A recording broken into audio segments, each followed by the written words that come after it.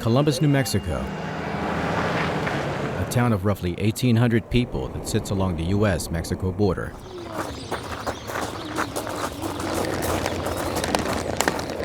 There's a lot of interaction because of the school children. 800 kids come across a day. That forces some interaction.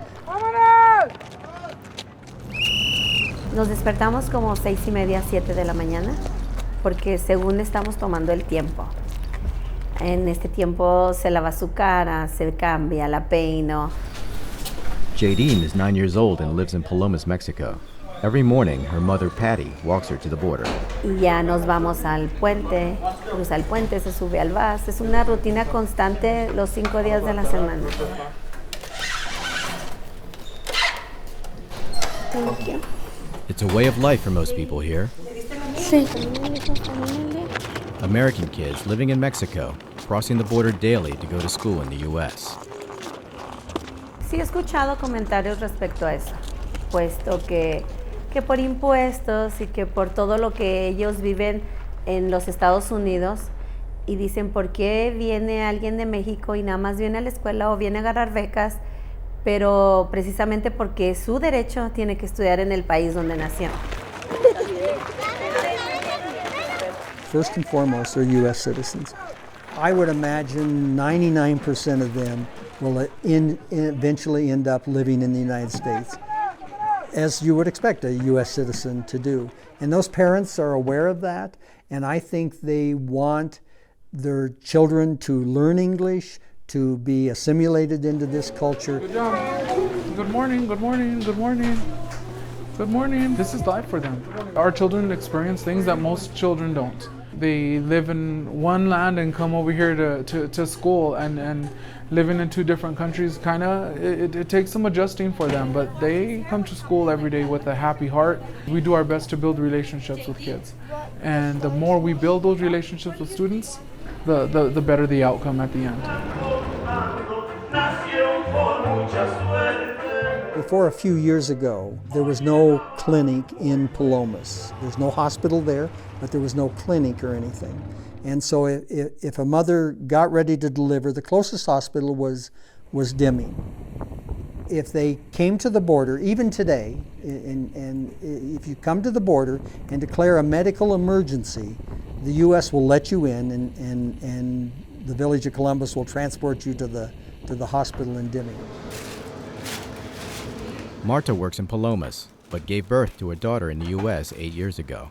Pues sí, le dije, naciste con la gran suerte de nacer allá, le dije, no fue planeado, ¿verdad? Le digo, y pues gracias a Dios eres de allá, le digo.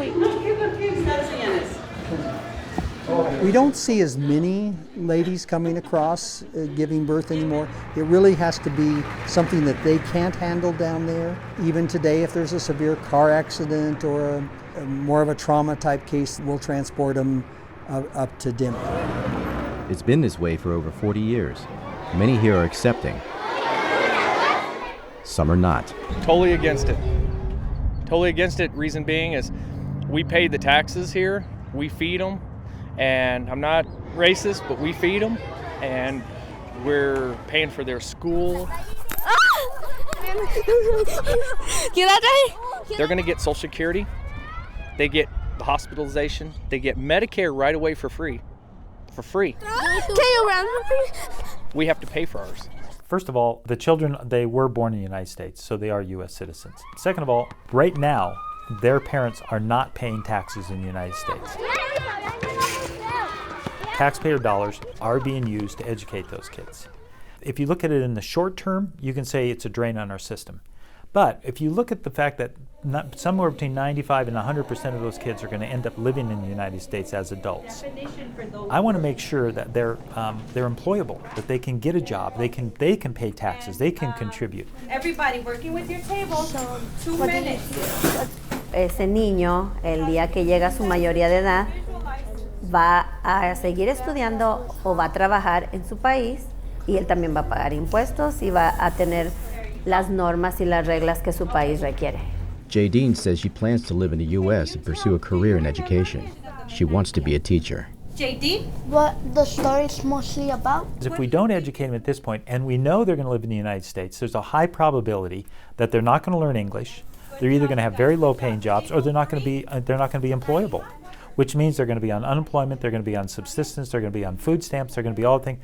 That would be a significant greater drain on our system than what we're putting in right now. We're spending about $6,000 per pupil. If you look at the government programs, there's a lot of families that are receiving $20,000, $25,000, $30,000 a year in subsidies. I would much rather pay the $6,000 now and avoid paying that in the future. That is true. That's true. His statement was true about that. It's true about that. I mean, I can't argue with that one. You know, and I always never been racist or prejudiced. But it's really hard when I'm driving an older truck and counting my pennies. Legislative, what were they in charge of? Luis? Make laws. Making the laws. Very good. How about another branch of Our country was established on opportunity. And that's the one thing we provide for our kids. We're giving them the opportunity to be successful in the country where they were born. And we just got to give them the tools to reach those levels of success, and to give them those tools to feel like if they can be anything they want to be. And if there was any type of naysayer, I would definitely do my best to talk to them and make them understand that the bigger picture is for the future and to make our country even stronger.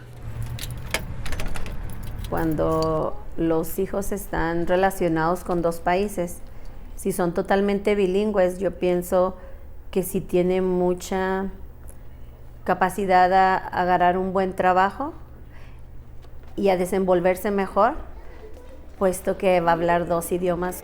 Can you only imagine that? I mean, a mother who cannot cross, the parents cannot cross because they're not U.S. citizens, and they take them and they send them over to us through U.S. Customs, and then we receive them on this side. We do a good job of that. We take a lot of pride in that. It's something that makes me feel proud as the principal here to know that they entrust us with their treasures, you know, and that's the way I see each and every child here at the school. It's you know, the way I see my personal children. Those are my treasures that I'm entrusting to an elementary school or to the high school, and I feel the same way when they're, and even more so, crossing that international border.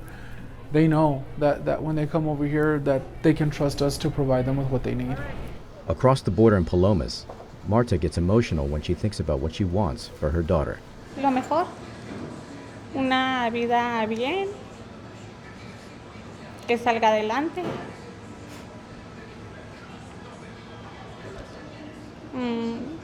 Pues que cumpla sus sueños sobre todo. I'm proud to be their mayor, and